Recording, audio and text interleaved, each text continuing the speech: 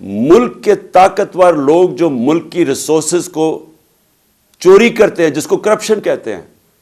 Corruption ہوتا ہے جو آپ قوم کے پیسے کو چوری کرتے ہیں، اور جو چوری ہمارے وہ انڈیویجول اس کو چوری کہتے ہیں، ڈاکہ کہتے ہیں، لیکن کرپشن وہ ہوتی ہے جو قوم کے وسائل کو چوری کرتے ہیں. کبھی آپ نے سنا ہے کسی مغربی ملک کے اندر کہ بڑے بڑے چوروں کو این آر او دیا ہو؟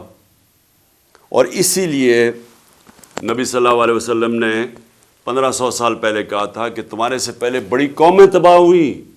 جو طاقتور جب چوری کرتا تھا تو اس کو نہیں پکڑتے تھے، کمزوروں کو صرف سزا دیتے تھے.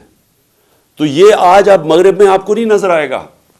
وہ سب سے زیادہ زور ہوتا ہے بڑے چوروں کو پکڑنا.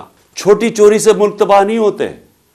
جو بڑے بڑے وزیر اعظم، منسٹرز، جب آپ کے صاحب اقتدار، صاحب حیثیت جب وہ چوری کرتے ہیں تب ملک ختم ہوتا ہے.